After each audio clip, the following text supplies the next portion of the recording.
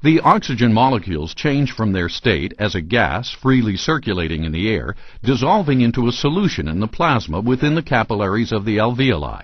Once in the solution of the blood, 98% of this dissolved oxygen is taken up by passing red cells, leaving just 2% remaining in the physical solution unattached. On the other hand, hemoglobin that is not saturated with oxygen is purplish-blue in color and is called deoxyhemoglobin.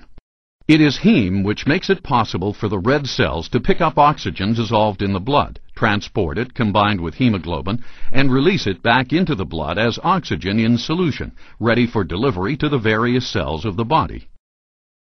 Hemoglobin gives up its oxygen as red cells travel through capillaries in tissues where there is a low content or partial pressure of oxygen. The partial pressure of oxygen represents the level of dissolved oxygen in plasma.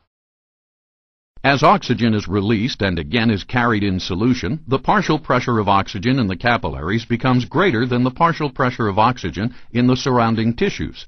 This causes oxygen to move out of the capillaries into the tissues and to finally reach the cells. This graph, the oxygen dissociation curve of hemoglobin, shows why hemoglobin is particularly suited to its role in transporting oxygen.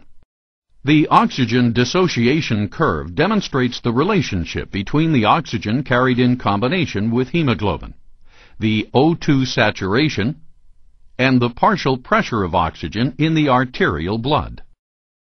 The sharp upstroke and the flat plateau illustrate how oxygen is released to the tissues over a wide range of conditions. Its shape means that although the partial pressure of oxygen in the blood returning from the lungs and being pumped out by the arteries may be reduced to only 50% of the normal value, say due to lung disease or high altitude, hemoglobin will still be 85% saturated with oxygen.